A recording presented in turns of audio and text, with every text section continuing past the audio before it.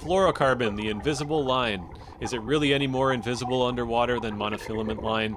Today we're taking several weights of fluorocarbon and monofilament lines underwater in clear water, dirty water, sunny conditions, cloudy conditions, and we'll take a look at them from different angles to understand when fluorocarbon line can be an advantage to you and when it makes no difference at all. This device has 3 weights of fluorocarbon, monofilament, and braided lines to show them all together under the same conditions. In all 3 cases, you can see that the braided line is far more visible than the other 2 lines. But let's look more closely at how the fluorocarbon compares to the much cheaper monofilament line.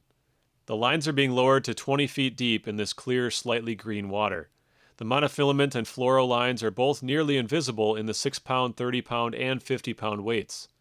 When the lines are dropped into dirty, tannin-stained water about 10 feet deep, we see a similar result. The fluorocarbon and monofilament lines are equally visible, with the braid being far more visible than the others. All 3 lines become more visible when vegetation is in the background compared to open water. It turns out the biggest difference in visibility of fluorocarbon comes from what's behind the line and the angle to the sun. Check out this 15-pound fluorocarbon leader when the water surface is behind it, compared to when it sinks to a point where just open water is behind it.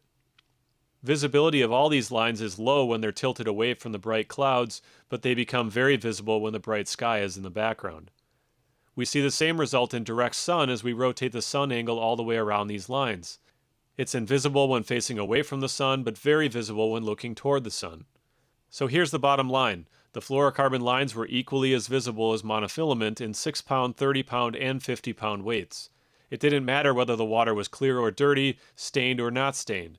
Both types of line became much more visible when plants, wood, or bright skies were behind the lines. Both types were nearly invisible when the background was just open water. This means either line will be virtually invisible when trolling or casting in open water, and the fish are seeing it primarily from the side.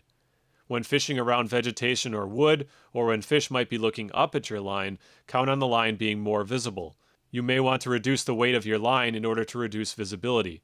Fluorocarbon line does have other advantages, but I'm not convinced that the visibility of it is really any different than an equal weight monofilament line. What do you think? Thanks for watching, we'll catch you next time.